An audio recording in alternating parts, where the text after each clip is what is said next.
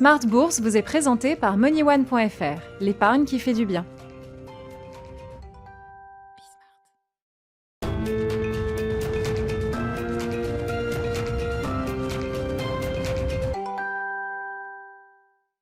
Smart Bourse, votre double dose quotidienne de marché sur Bismart en direct, l'édition de la mi-journée 12h30, 13h et la grande édition du soir, le grand digest de l'information économique, financière et boursière à partir de 18h30 en direct là aussi. Au sommaire de cette édition de la mi-journée, une semaine qui démarre sur un coup de froid pour les marchés boursiers en Europe et sans doute aux États-Unis cet après-midi. Après l'échéance et les expirations de différents produits dérivés sur les grands marchés actions vendredi, effectivement la baisse se poursuit de manière un peu rapide, un peu creuse peut-être également.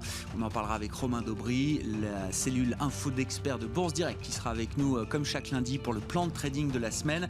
On est sur une baisse de l'ordre de 3% pour les indices boursiers européens, avec toujours un peu les usual suspects, les mêmes secteurs qui mordent la poussière, avec des considérations sanitaires qui sont toujours très très présentes, alors que différentes villes européennes envisagent ou sont en train de remettre en place des restrictions un peu plus sévères liées à la viralité et au développement du coronavirus. On voit ainsi les secteurs du voyage, du loisir qui sont encore fortement malmenés aujourd'hui, ainsi que le secteur bancaire. Le résumé complet des infos clés de la mi-séance, c'est à suivre dans un instant avec Nicolas Pagnès depuis la salle de marché de Bourse Direct. C'est le jour J pour Alstom qui fait son quatrième retour au sein du CAC 40.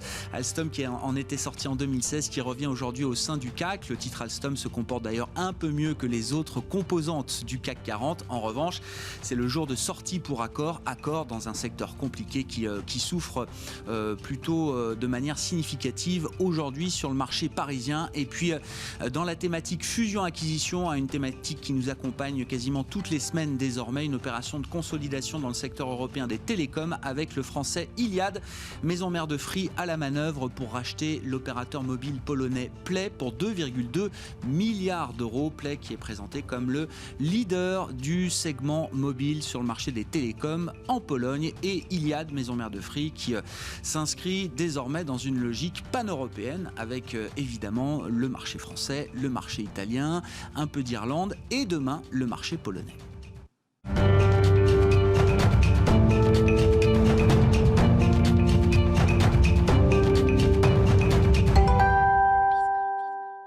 Séance d'aversion pour le risque pour démarrer cette semaine. On fait le point complet à mi-séance. Les infos clés résumées par Nicolas Pagnès depuis la salle de marché de Bourse Direct.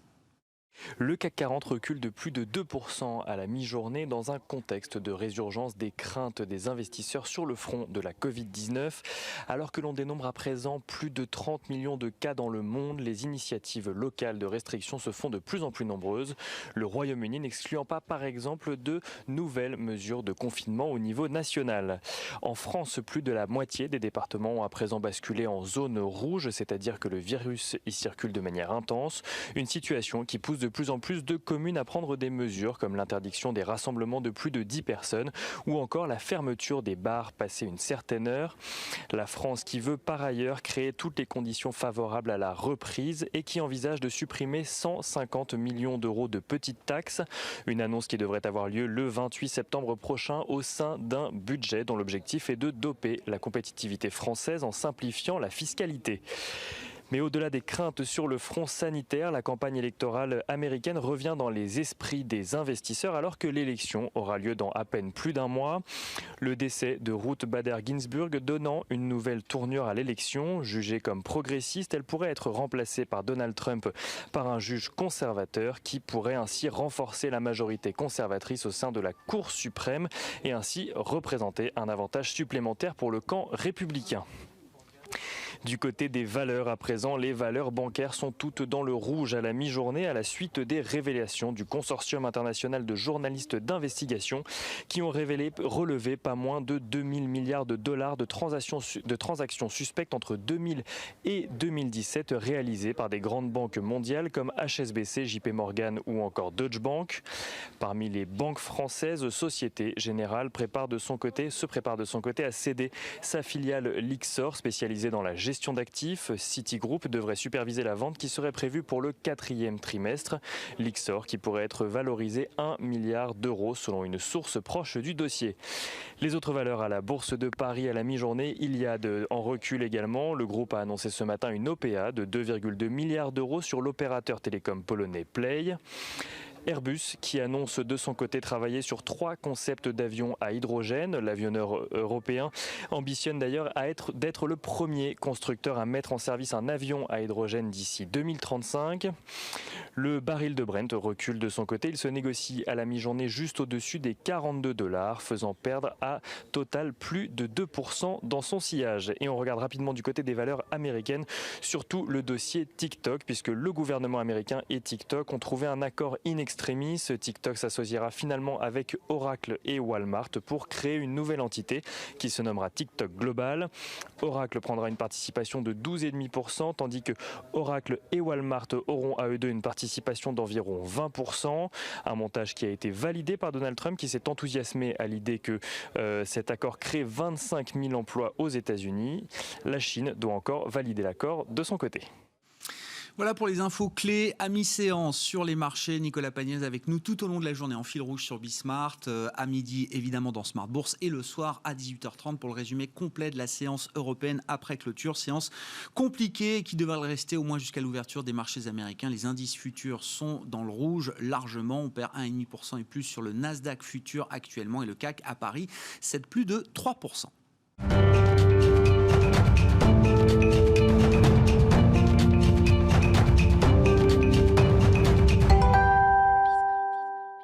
Comme chaque lundi, c'est Romain Dobré qui est avec nous pour dérouler le plan de trading de la semaine, membre de la cellule Info d'Experts de Bourse Direct. Bonjour et bienvenue Romain. Bonjour Grégoire. Un lundi pas tout à fait comme les derniers lundis, c'était plutôt calme ces dernières semaines. Là, on se prend un petit -3 pour commencer la semaine sur les indices boursiers européens. Après l'échéance trimestrielle, les expirations de produits dérivés qui avaient lieu vendredi, vous étiez avec nous d'ailleurs pour en parler, et ça montre bien que oui, ces journées techniques d'expiration peuvent avoir des effets par répercussion sur le rythme des marchés. Ouais, des effets importants, on le voit, c'est pas un hasard. Hein. On sait que les semaines qui suivent l'échéance des marchés dérivés sont toujours importantes, il faut reconstruire. Là, on est arrivé à l'expiration du mois de septembre, donc une échéance trimestrielle, les 4 sorcières, une échéance importante, en roue libre, avec pas de position ouverte ou quasiment, 240 000 contrats futurs. C'est le même niveau que ce qu'on traitait au mois de mai dernier, c'est 60 000 contrats de moins qu'une échéance mensuelle, enfin trimestrielle habituelle. Donc c'est pas beaucoup. Et du côté des options, très peu d'options ouvertes. En général, on a 25-30 000 contrats d'options ouvertes. Là, il y en avait 14 000 à vendredi soir. Donc pas beaucoup d'intérêt. Les investisseurs qui restent couverts, donc un mouvement qui ne surprend pas probablement, mais qui est quand même assez technique avant tout. Et c'est ce qu'on va voir et développer, c'est que il y avait un peu de pression baissière vendredi. Ouais. On l'a vu au cours de la baisse de vendredi, 22%, 8 000 contrats futurs ouverts dans ce mouvement de baisse. Donc les vendeurs, techniquement, sur le futur CAC 40, prennent la main, appuient un petit peu, et puis on arrive donc à cette échéance de marché dérivé avec ces éléments techniques un peu compliqués, mais qui ne sont pas clairs sur le Nasdaq, où on sait qu'il y a des positions ouvertes très importantes et des éléments techniques qui font qu'à l'échéance, soit on reconduit ces positions, soit on doit les solder sur les actions. Manifestement, ils n'ont pas fini de solder vendredi soir. Et donc, il y a encore un peu de papier à remettre dans le marché. Dans le marché. Et donc, vendredi, on termine moyennement avec des signaux, on disait de faiblesse quand même, qui n'étaient pas terribles. Et ce matin, ça se déclenche clairement. C'était le Nasdaq notamment. Vendredi, il nous manquait la clôture du marché américain pour être un peu définitif sur le diagnostic que vous portiez avec Jean-Luc Hussac, Philippe Béchat qui était là. Mais voilà, la clôture du Nasdaq vendredi, sans doute, accrédite l'idée que voilà, on est encore dans une séquence baissière à court terme sur les marchés. Oui, une séquence baissière à court terme, mais encore une fois, une séquence technique. C'est pour ça que le pourcentage est important. Et je n'y vois pas vraiment de drame dans l'immédiat. Je pense que ça va être plus violent sur les marchés américains, c'est ce qu'on pressentait. On surperforme, si on peut dire, en tout cas on baisse moins que les marchés américains a priori dans les mouvements de baisse, justement pour ces considérations techniques. Je pense qu'il y a pas mal de papiers et d'éléments à sortir de ce côté-là. Il y a eu cette espèce aussi d'engouement pour les marchés récents, pour tous ces millennials et ces traders Robinhood qui n'ont connu que la hausse depuis qu'ils sont entrés dans le marché et qui donc, on se dit fantastique, un point d'entrée. Maintenant, il y a les grosses mains du marché qui là travaillent et là, eux, les millennials vont apprendre à travailler avec ça. Je vois qu'il n'y a pas eu de capitulation du côté de la position ouverte sur les options, sur les actions américaines. Et des niveaux de couverture qui sont remontés quand même, parce qu'il y a eu des alertes depuis quelques jours, 10% de baisse sur les marchés américains. Mais là, c'est parti pour une accélération baissière qui pourrait être un petit peu plus marquée. On a rompu donc le niveau j'allais dire, si c'est technique, quels sont les repères justement Alors, sur le Nasdaq, on a cassé 10 935 points. La cible, c'est un peu au-delà des 9 600 points, 9 630 points. Ah oui. 13% de baisse par rapport à la clôture de jeudi soir. Ah oui, ça fait quand même une nouvelle belle glissade. Une belle glissade pour le Nasdaq. Un peu moins pour le S&P, mais on peut cibler un peu plus de 3000 points, 3030 points sur le S&P. C'est environ 10% de baisse. Et sur l'indice parisien, c'est moins méchant, ce serait moins méchant. La cible graphique, elle se situe. Alors, on a touché une première cible graphique, une zone d'alerte qui était 4831, 4864. C'est précis sur le contrat futur, mais c'est des niveaux qui étaient vraiment identifiés. On les a vus travailler ce matin. Et ça aussi, c'est un élément qui est intéressant dans la baisse. C'est qu'on baisse, d'accord, brutalement, on baisse assez rapidement.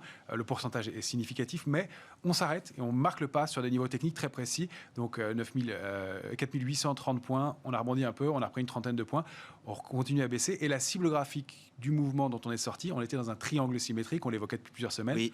En cassant, en rompant 4973 points, on s'achemine vers 4763 points. C'est la cible graphique idéale.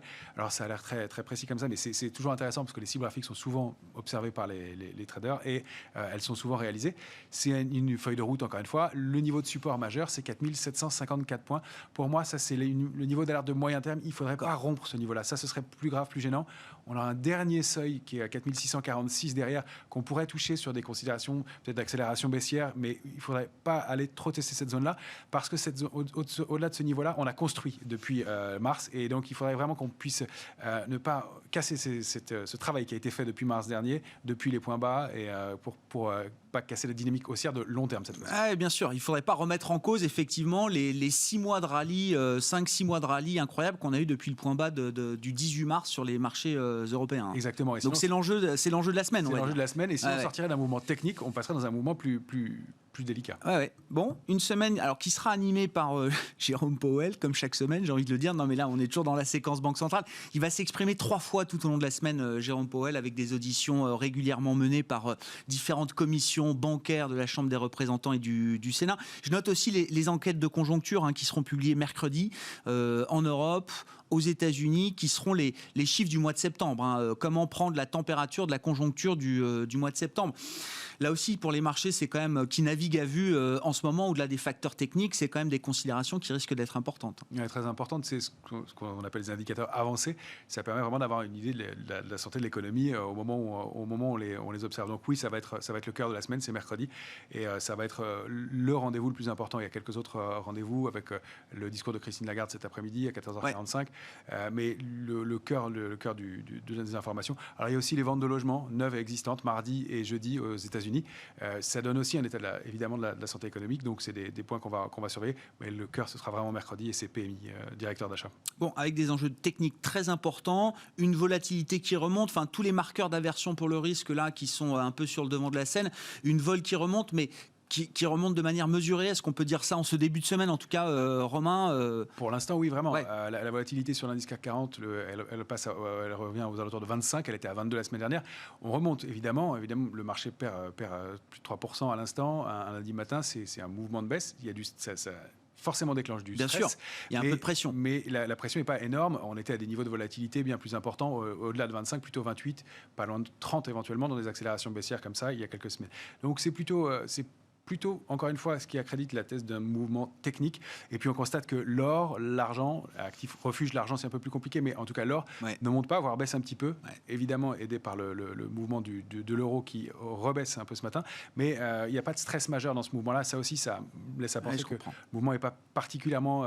c'est pas Panic Monday, quoi. C'est pas du tout un lundi de panique où ça partirait dans tous les sens. C'est plutôt, on va dire même la hiérarchie des sectoriels est plutôt bien respectée également. Romain. Tout à fait. Il y a aussi ce phénomène-là qui permet de voir qu'on ne vend pas tout. Toutes les valeurs du CAC sont dans le rouge. Il y a Alstom qui vient d'y entrer, qui est la moins forte baisse. Mais on voit qu'il y a des valeurs qui baissent de moins d'1% largement et qui sont les défensives. Donc évidemment Air Liquide, Sanofi, puisqu'elle est défensive de fait en ce moment. Et puis le secteur du luxe qui tient toujours très bien, toujours le haut du tableau, et depuis maintenant 15 jours. Et puis les technologiques qui sont toujours payées aussi. En revanche, en queue de peloton, on a toujours les values qu'on espérait voir revenir depuis quelques semaines, et le signal qui était invalidé dans le courant de la semaine dernière se confirme aujourd'hui. Et là, on vend assez massivement. Le secteur bancaire, vous l'avez évoqué, pas la peine d'insister plus. Et puis on remarque qu'il y a toujours le problème sur l'immobilier commercial, évidemment, et Unibail qui perd encore plus de 3% aujourd'hui. C'est un peu moins pire que les jours précédents, c'est-à-dire qu'on pourrait avoir atteint pic, un sailing climax, un excès de vente, et que là, on arrive à des niveaux. Pas des signaux d'achat. On n'achète pas une valeur qui est à la baisse comme ça. On n'achète pas sur un excès de baisse. On a vu des valeurs baisser sans discontinuer pendant longtemps, mais déjà des niveaux qui laissent à penser qu'on a peut-être atteint des niveaux techniques importants. Bon. Tout a un prix, on en parlera ce soir avec nos invités de Planète Marché. Il y aura notamment un investisseur value parmi eux. Voilà. Tout a un prix à un moment. Est-ce qu'il y a déjà des prix intéressants sur du long terme, du moyen long terme pour des secteurs très stressés, l'immobilier commercial, le tourisme, le loisir, j'en sais rien, qui sont des secteurs aussi lourdement attaqués. Le secteur bancaire, bon. Est-ce que c'est un piège value ou est-ce que c'est une opportunité d'investissement, encore une fois avec des horizons de temps long terme, d'autant que, on aura l'occasion d'en reparler un peu ce soir, mais il y a des choses qui se passent dans le secteur bancaire. On a vu début de consolidation sur le marché espagnol, l'Italie aussi, toujours des mouvements de consolidation pour un secteur bancaire italien très fragmenté. Et puis la nouvelle du jour, qui pourrait peut-être être confirmée prochainement, c'est la cession du pôle Asset Management de Société Générale, Lyxor. Alors ça fait partie des réflexions en cours depuis quelques temps chez Société Générale, mais plusieurs sources, notamment l'agence Reuters, nous rapportent aujourd'hui que oui, Société Générale est prêt à mettre en vente sa filiale Lyxor qui gère un peu plus de 135 milliards d'euros d'actifs. Romain, un mot pour finir de l'euro-dollar, parce qu'on le voit dans une séance avec un peu de pression aujourd'hui, un peu d'aversion pour le risque. Hop, tout de suite, l'euro-dollar repasse sous 1,18. Ouais, sous 1,18. Il y a un petit plafond de verre, enfin c'est un petit niveau, une résistance intermédiaire dans un trading range qui est 1,1736, 1,1944. Et à l'intérieur, on a un niveau à 1,1850 quasiment, je crois que c'est 1,1851, qu'on a tenté de franchir ce matin, et l'échec de ce mouvement-là. Donc c'est plutôt un petit peu baissier dans ce trading range, dans un mouvement de fond qui reste haussier, mais un petit peu baissier à très court terme pour la semaine ou pour les heures à venir, en tout cas sur l'euro. Toujours assez dynamique, mais pas beaucoup de changements dans la tendance. Bon, on verra ce que les banquiers centraux auront à nous dire de plus cette semaine. Ils ont quand même beaucoup parlé ces derniers temps. Je ne sais pas si on apprendra beaucoup de choses nouvelles de la part de Christine Lagarde, qui s'exprime effectivement en début d'après-midi à l'occasion d'une assemblée, d'une réunion parlementaire franco-allemande. Et puis on verra Jérôme Powell, lui qui parlera quasiment tous les jours de la semaine, en tout cas à partir de demain, devant la Chambre des représentants, et un peu plus tard en fin de semaine, jeudi, devant l'une des commissions du Sénat. Jérôme Powell qui s'exprimera aux côtés du secrétaire américain au Trésor, Steven Mnuchin. Merci beaucoup Romain. Romain Dobré avec nous chaque lundi, chaque vendredi dans Smart Bourse. Le plan de trading le lundi avec les équipes de la cellule Info d'Experts de Bourse Direct.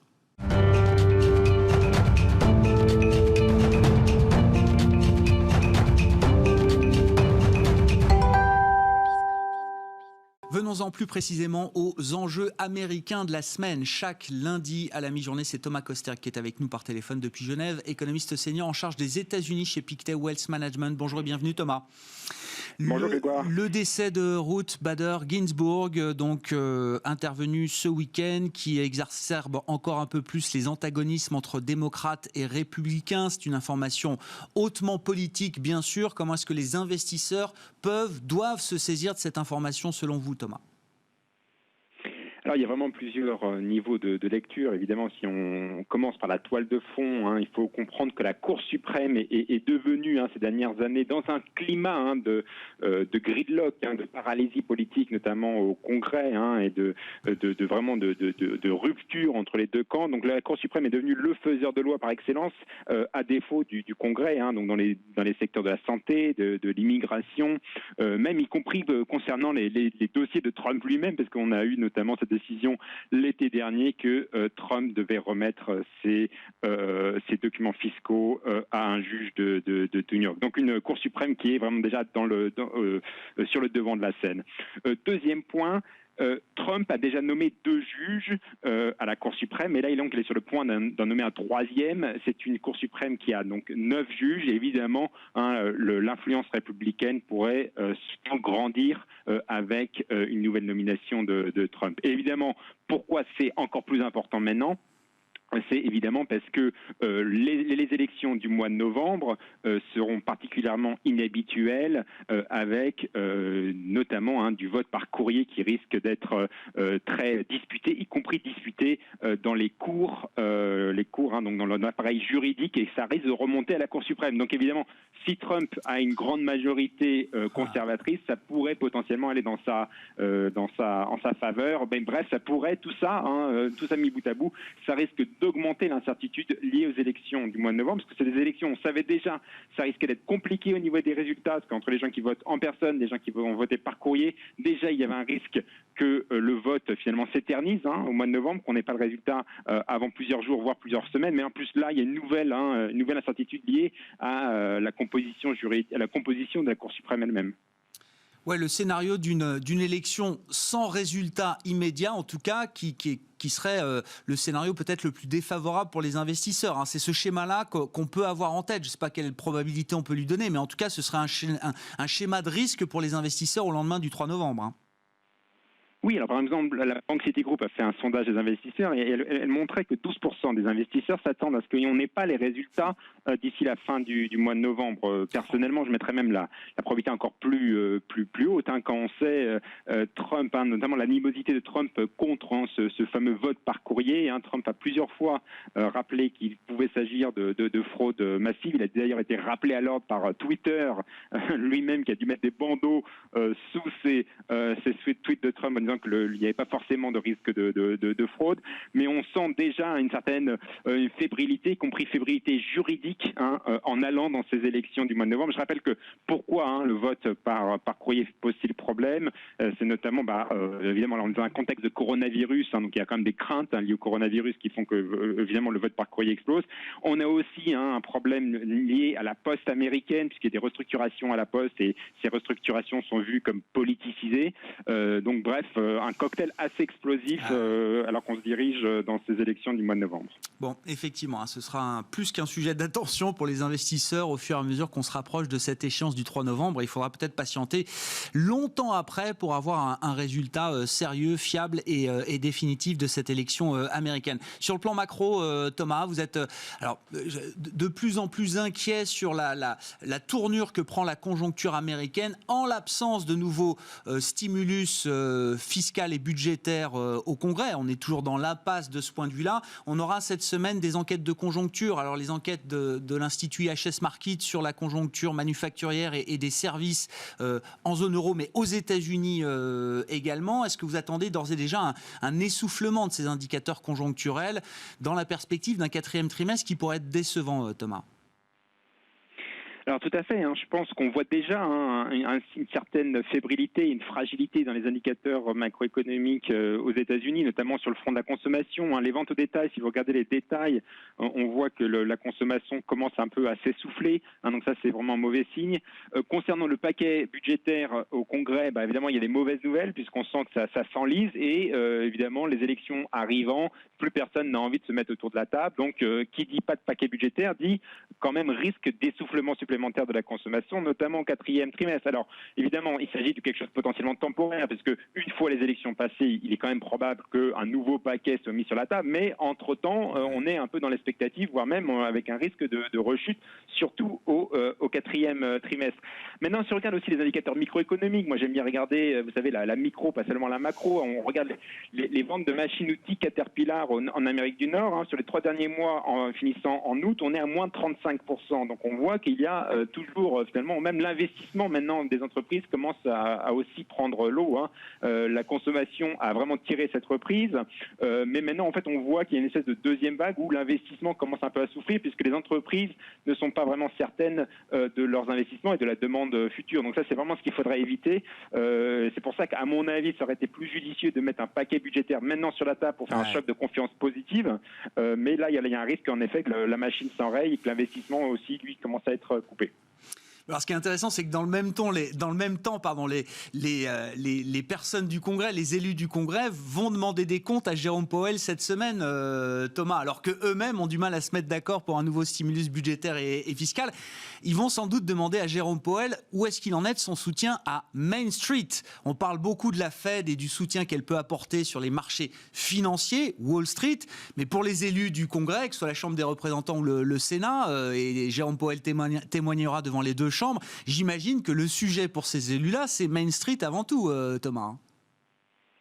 Tout à fait. Et là, l'innovation, vous savez, pendant la crise du coronavirus, c'est que la Fed a dit qu'elle ferait non seulement du quantitative easing, l'assouplissement quantitatif pour le fameux Wall Street pour aider les marchés financiers. Mais là aussi, elle ferait un nouveau plan de prêt aux entreprises, donc la vraie économie, Main Street en anglais. Mais le problème, c'est qu'en fait, la Fed a du mal à faire décoller ce programme. Il y a seulement, la Fed nous a dit la semaine dernière, 2 milliards d'encours de prêts aux entreprises, ce qui est relativement, même en fait complètement faible par rapport, par exemple, au QE. La Fed fait 120 milliards d'achats d'actifs par mois. Donc 2 milliards contre 120 milliards par mois.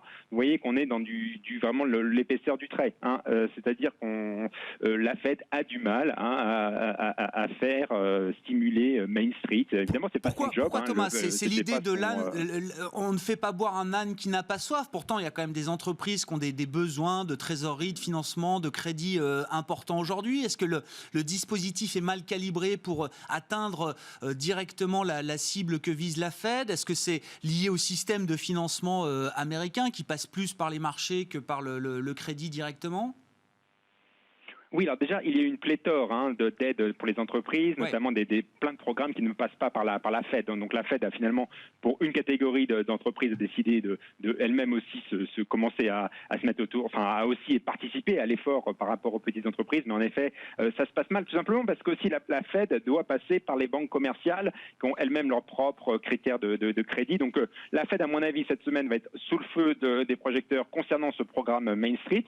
Et d'autre part, il y a beaucoup de démocrates qui vont lui demander de l'appui politique pour faire passer un paquet budgétaire en demandant, en faisant dire quelque part à Jérôme Powell que l'économie a vraiment besoin d'un nouveau paquet budgétaire et que tout le monde doit se remettre autour de la table pour passer ce fameux plan que les démocrates aimeraient à 2 trillions de dollars. Les républicains, eux, aimeraient plus de 500 milliards. Donc on n'est pas du tout dans les mêmes grandeurs. Mais voilà, il y a quand même urgence et on verra si en effet les statistiques économiques de cette semaine arrivent à mettre tout le monde d'accord. Malheureusement, moi je pense qu'il leur faudra plutôt le rapport de l'emploi mensuel. En général, ça c'est un bon catalyse, mais ça n'arrive pas avant début octobre. Bon, des auditions très politiques donc pour Jérôme Powell à prévoir au Congrès, Chambre des représentants à partir de demain et puis le Sénat en fin de semaine pour le patron de la Réserve fédérale américaine. Merci beaucoup Thomas.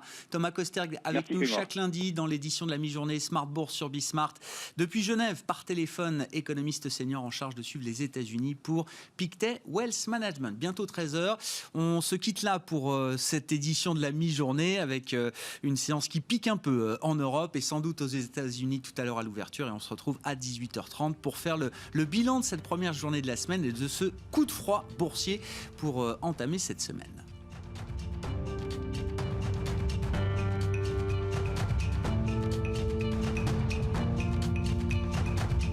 C'était Smart Bourse avec MoneyOne.fr, l'épargne qui fait du bien.